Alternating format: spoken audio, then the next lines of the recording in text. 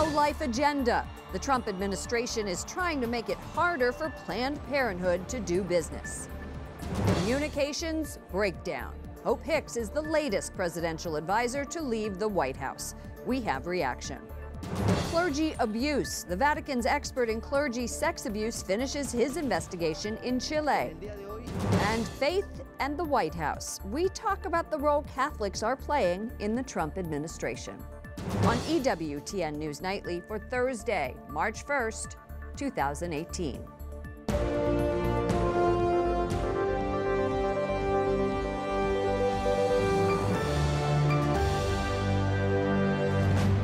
Good evening from Washington, D.C., and thank you to those of you joining us from around the world for news from a Catholic perspective.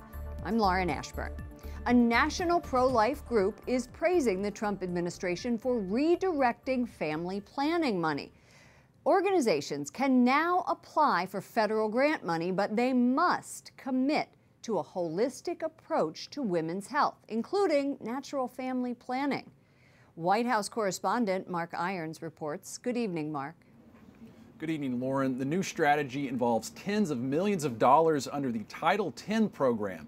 Healthcare providers that promote abstinence and natural family planning will now get preference for grants. Americans United for Life tells me this will benefit families. This actually expands care.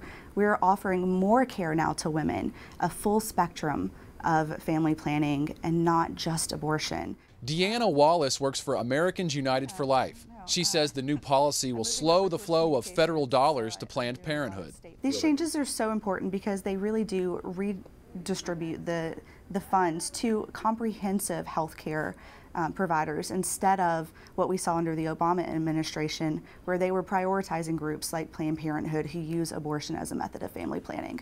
Health and Human Services says the Title X grant money will go to groups offering a broad range of services that include natural family planning methods, infertility services, and an emphasis on abstinence. It is very important to be able to cover the full range of issues whenever it comes to family planning, not just what happens once you're already pregnant, but how to make healthy choices as well whenever you're deciding whether or not to become pregnant in the first place. Wallace says the federal program also focuses on giving support to victims of sexual violence and human trafficking. So we definitely are very pleased that the Trump administration is recognizing that that's a very serious problem that needs to be addressed. Planned Parenthood calls Title X the birth control program and says it, quote, is under attack from Trump and the GOP. We're actually making sure that women get more care than they would under previous programs. Americans United for Life says these new guidelines provide a real opportunity for groups that have an expertise in natural family planning to access this federal money. Lauren? Mark, how can groups apply for the grant money? Potential recipients should act fast. May 24th is the final deadline to apply for funding. You can go online to hhs.gov to learn more. White House correspondent Mark Irons, thank you. Another departure is imminent for the Trump administration. White House Communications Director Hope Hicks, who has been with the president since the beginning of his campaign, is resigning. The White House says the exact date of her departure is unclear, but will likely be in a few days. The announcement came one day after Hicks testified behind closed doors before the House Intelligence Committee. During that hearing, she admitted to telling what amounted to white lies for the president, but she says she never lied about anything related to possible Russian meddling in the 2016 election. White House senior advisor Jared Kushner's real estate group is under fire. According to reports, Kushner's company received hundreds of millions of dollars in business loans after he met with heads of a private equity group, Apollo, and Citigroup.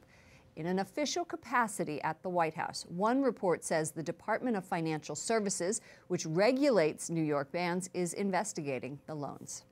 President Trump has put fellow Republicans in the hot seat on gun reform. And today, Congress is abuzz as senators propose ways to stop mass shootings. Capitol Hill correspondent Jason Calvi reports. Good evening, Jason.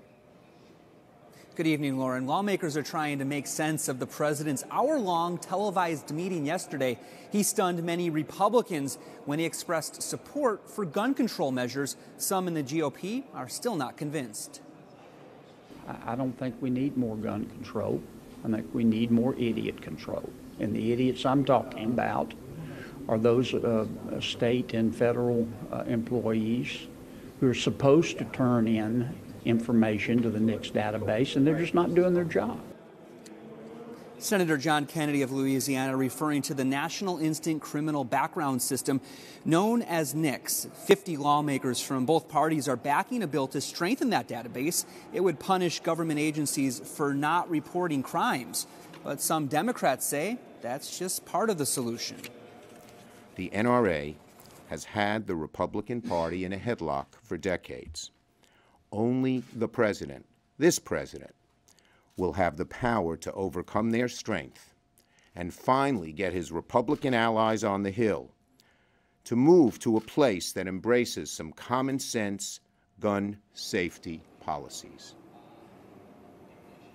During a meeting with a bipartisan group of lawmakers yesterday, President Trump said he supports expanded background checks, raising the age to 21 for purchasing some firearms, and he seemed open to an assault weapons ban.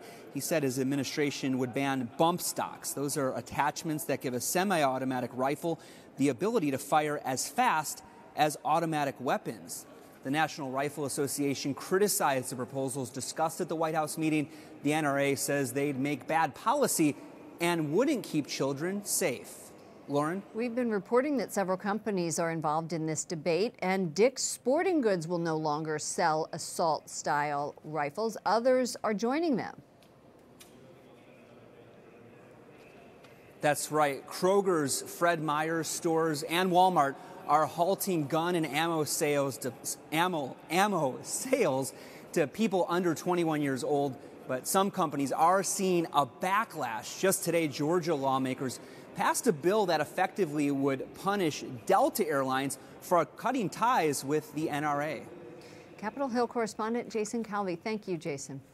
Jury selection begins today in the trial of the widow of the gunman in the Pulse nightclub attack. You may remember North Salmon. She's the sole person facing federal charges for the 2016 attack. Her husband, Omar Mateen, killed 49 people at that Florida nightclub before he was shot and killed. Salmon is charged with aiding and abetting her husband. If she is convicted, she could spend the rest of her life behind bars. Russian President Vladimir Putin says he has tested invincible nuclear weapons that cannot be intercepted by the United States. In an address to the nation, President Vladimir Putin described the missiles and a new underwater drone at a meeting with hundreds of lawmakers.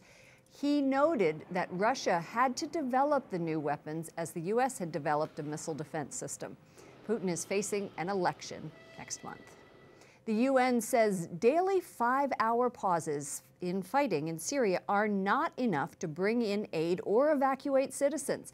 Ambulances and paramedics are ready to greet civilians fleeing the eastern suburbs of Damascus, but no humanitarian aid has gone in. Look at that. No civilians have left the area. Fighting has raged for weeks between the Syrian army, backed by Russia, and rebels. The UN says the situation has become worse since the daily ceasefires. And the UN says that North Korea is supplying Syria with ballistic missiles and chemical weapons parts. Investigators say they found more than 40 shipments between North Korea and Syria in violation of UN sanctions. The U.S. and other Western nations have accused Syria of using chemical weapons, considered a war crime, against rebel-controlled areas in Damascus. Joining us now is Blaise Mistal, Director of National Security at the Bipartisan Policy Center. Welcome back to the program. Good to be with you, Lauren. North Korea and Syria have been working together for decades behind the scenes, but in 2013, Syria signed a policy that they aren't going to produce chemical weapons anymore. They aren't going to use them. 192 other countries did that. I guess they changed their mind? Well, clearly they felt that there was little repercussions to them using this. You know, the context for that 2013 agreement was getting the Obama administration to agree not to attack them.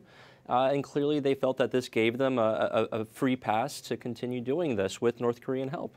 This has been a problem for a long time. The civil war in Syria is in its 7th year. The Trump administration made a decision not to back rebels so that they are out of Syria when it comes to backing rebels. Was that a good idea? We're still seeing chemical weapons attacks. Yeah, well, Syria is complicated because there's so many different conflicts going on. There is the fight against ISIS, which the United States was all in on, and President Trump really persevered on.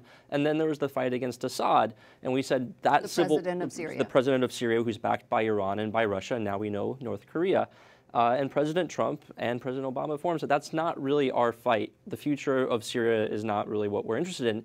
But we see that it's not just about Syria. It's about these international criminal networks between Syria and North Korea, Iran, Russia. It's really about the building of this really anti-American group. So when there was a chemical weapons attack in Syria last April, the Trump administration, or Donald Trump, President Trump, sent in cruise missiles and bombed. Is that a strategy that's effective? Well, clearly it was an attempt to send a message, don't do this again or else. But Assad, perhaps at the urging of Iran and Russia, decided to test that. He called our bluff, and he has used chemical weapons multiple times since then.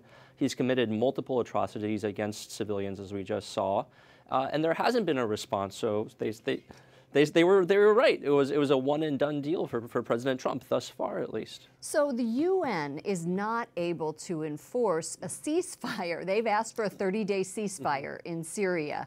And the Russians have basically said, yeah, we'll give you 5 hours. They gave them 5 hours yesterday, and we saw the video. They couldn't get out of Syria. Nobody was coming out. Why? Well, I think the short answer is there's nowhere to go. We've seen these sorts of deals before where they say, we're going to evacuate the city, we're going to send you somewhere safe, and the civilians leave, they go to a different place, and they just end up getting bombed again because there is no international will to end this conflict and to really stop the atrocities that are happening in Syria at the hands of the Syrians, Russians, and Iranians. So the UN can't do anything. The U.S. is hands off. Pope Francis is asking for prayers. Will the Vatican's influence have any bearing on this? Well, perhaps I think what this report actually shows us is there's things that can be done that don't require the U.S. sending tens of thousands of troops to Syria, because I think that's what everyone is afraid of. You know, there are shipments between North Korea and Syria. Those can be interdicted at sea. Those can be cut off and keep Syria from getting chemical weapons. Iran is shipping weapons and people by air from Iran into Syria. Those planes could be interdicted to keep those people and those guns from getting to Syria. So there are things that can be done if we're willing to do them that don't require invading Syria. And hopefully with calls like Pope Francis's, some international will be built to do that. Blaise Mishtal, Director of National Security at the Bipartisan Policy Center, thank you for coming. Thank you, Lauren. The Vatican's sex crimes investigator will soon deliver his findings on abuse in Chile directly to Pope Francis. A spokesman for the Bishops' Conference in Chile confirms the investigation has ended. Archbishop Charles Scicluna was looking into allegations that a bishop covered up clergy sex abuse. That bishop denies the allegations, and the Pope has defended him. Scicluna also investigated claims against the Marist brothers, an order dedicated to education. A Vatican magazine is describing how nuns are often treated like indentured servants by cardinals and bishops. The article appears in the March edition of a women's magazine called Women Church World. It is sent out with the official Vatican newspaper. Vatican correspondent Juliette Lindley joins us from Rome. Juliette, what is the magazine accusing the cardinals and bishops of doing? Well, this article is alleging that several nuns within the Vatican are complaining that they're being underpaid for washing, cleaning, preparing meals for bishops and cardinals and not getting adequate pay for it. They feel that they're almost like indentured workers. Now, they're saying that, that this is happening, but essentially, as we know, Lauren, that is not the case with all nuns around the world. Of course, not every nun would agree with this account, I'm sure. What reaction are you hearing? Exactly. So we talked to an American nun here who works very closely with a number of cardinals, and she said she knows cardinals from different continents who have sisters working for them from different countries, and they all sit down and have very amicable meals together. It's not at all the case. She said it's a gross generalization of a complex situation. She said perhaps there might be isolated cases of sisters who perhaps come from underprivileged backgrounds. They come to Rome, and once they are here, perhaps European or North American nuns might be mentioning to them about wages and salaries. But this sister that we talked to said pay is not an issue. One of our vows is poverty. And she said, my own pay, it goes into a common account. I don't even see it. Tell us about this magazine and who is behind it. So Lucetta Scarafia is the editor of this magazine that was begun 6 months ago as an insert for the official Osservatore Vaticano newspaper.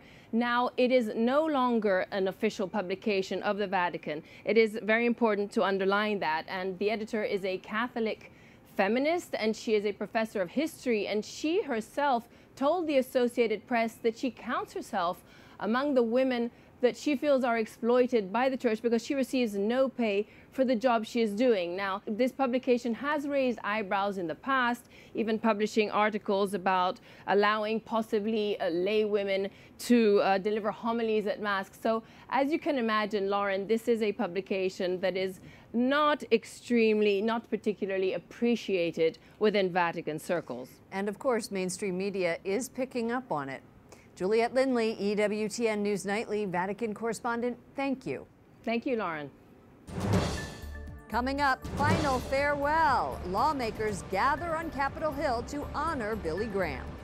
And Catholics in the White House. We talk about the roles the faithful are playing.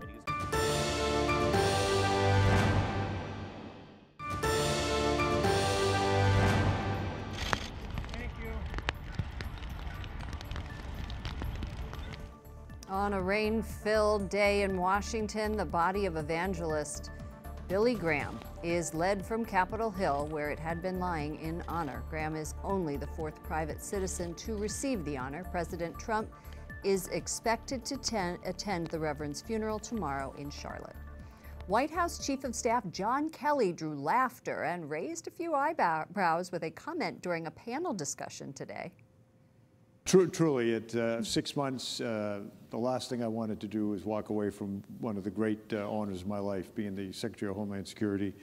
But I did something wrong, and God punished me, I guess. That was a pretty good joke, considering Kelly, a Catholic, who was the DHS Secretary under President Trump before taking over as the White House Chief of Staff, has been under fire. He has been managing staff departures and administration agenda items. Joining us now is Larry O'Connor, radio host of The Larry O'Connor Show and a columnist for The Washington Times. Welcome to the program. Thank you. I'm really honored to be here. I'm thrilled to have you. Our White House reporter just talked about this Title X program that Richard Nixon implemented in 1970. It's the only source of federal funding in the government for family planning. And the critics are saying it's providing less effective kinds of birth control.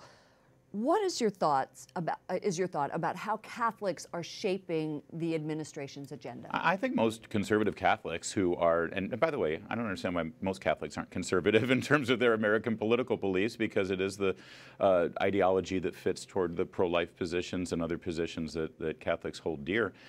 They should be pretty happy with this administration, I gotta say. I mean, from Neil Gorsuch and other 11 federal judicial nominations, as well as ramping back the Affordable Care Act's prohibitions or mandates on birth control and on funding abortions and such, I think that it's been a pretty good year for American Catholics with this White House.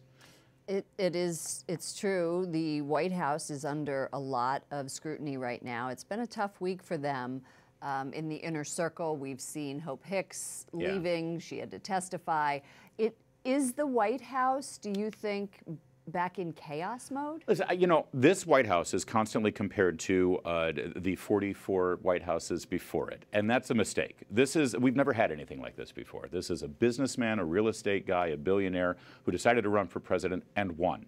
He's never been dog catcher before, any political office before. So, listen, is this how a White House is usually run? Of course not. Nothing about this White House is normal. I wouldn't use the word chaos. I think that they're definitely, the first 6 months was close to chaotic, I think, but that was also because this president was under fire from within his administration. We've now learned from within the Justice Department and the FBI, where there were people who were loyal to his opponent in the prior administration, doing some, what appears to be pretty nefarious things to undermine him.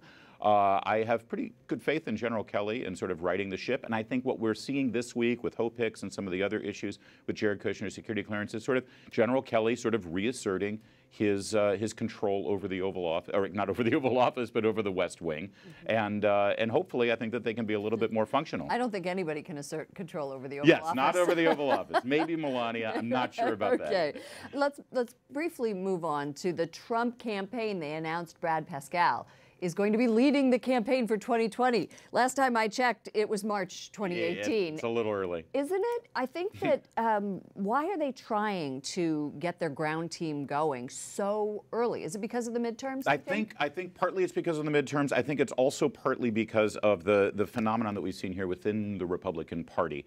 This is a great move to sort of make it even that more difficult for anybody to try to challenge Donald Trump for the nomination. Let's not forget, you know, Pat Buchanan challenged George Herbert Walker Bush back in 1992 within the Republican Party, and he had a strong showing at the New Hampshire primary. That was with an incumbent president, and that damaged Bush going into the general election. I heard Senator Jeff Flake this morning on CBS. He said he's going to New Hampshire, and they said, "Oh, is your next vacation in Iowa?" Exactly, exactly. And I think that there's a very real movement that, listen, the Never Trump wing of the Republican Party is still very strong in this town and very strong in the U.S. Senate. And I think that this, in part, is to sort of make it that much more difficult. If he can start raising money, and I think it's important that it was the social media internet guru that he placed here, because that means they've got this database of a lot of people. The Republican National Committee has done a good job of getting a bunch of people in their database. They can send an email out and say, you support Donald Trump, give us $10. And boom, boom, the money starts piling up. Then Jeff Flake's got a much higher hill to climb. That's right. All right. Thank you so much. Larry O'Connor, host of The Larry O'Connor Show, columnist for the Washington Times. Great talking with you. Thanks for having me.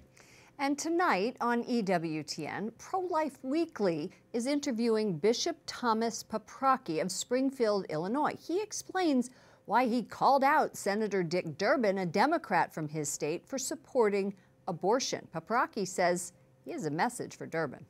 I'd say, Senator Durbin, the church loves you, God loves you, and he wants you to come back to the church and to do everything that you can to protect unborn children and really look deeply into your heart and ask the Lord to help you to have the grace to go back to where you started out. The bishop said Durbin can't receive Holy Communion until he repents. You can look at the entire interview at 10 p.m. Eastern tonight on EWTN Pro-Life Weekly, and it re-airs Sunday morning at 10 a.m. Up next, Winter Wonderland, a rare look at the Italian city of Venice.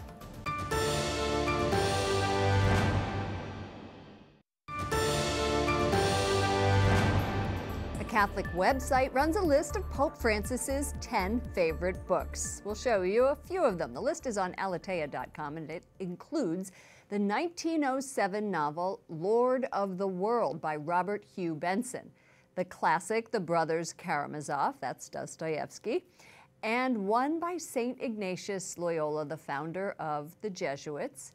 It's called his Spiritual Exercises. The Pope prayed those while he was on retreat last week. The picturesque city of Venice is under a beautiful blanket of snow today. Freezing temperatures continue to affect large parts of Europe. Look at this. It's drone footage. I love this. It's incredible video. Shows the famous churches in the Italian city and St. Mark's Square, which we just saw, the Church of Santa Maria della Salute. The sub-zero temperatures in Venice are expected to rise later in the week. A painting by Edgar Degas, missing for more than 8 years, is found on a bus outside of Paris. The French Culture Ministry says agents were surprised to find the piece of art by the Impressionist inside, get this, an unclaimed suitcase in the luggage compartment. Man, is that person sad that they left that. Experts verified the work as the Choir Singers. It depicts a scene from Mozart's Don Giovanni. The painting was stolen from a museum in Marseille in 2009. From a French masterpiece to a British icon, the red phone booth. They are largely unused thanks to the rise in cell phone. Who even knows how to use that dial phone? But one company has a plan. You could almost say, ready? They've made it their calling. Well, red phone boxes are iconic and they're part of the British heritage. So it's really important that they remain on our streets and in our communities. So here's what they're doing. These 35,000 phone booths in the UK are being converted into workspaces. Look at this one, a coffee and snack shop, and even a phone repair station. One client says it has great views and it's like being outside and inside at the same time. Isn't there that Berenstain Bear book, Outside, Inside, Upside Down? You're not going to be upside down in the phone booth. Anyway, it's time to go. For all of us here at EWTN News Nightly, to all of you around the world, thank you for watching. I'm Lauren Ashburn. Let's keep in touch online. Follow me at Lauren Ashburn on Twitter. And if you head over to Facebook, I'm Lauren Ashburn, EWTN. Good night, and God bless you.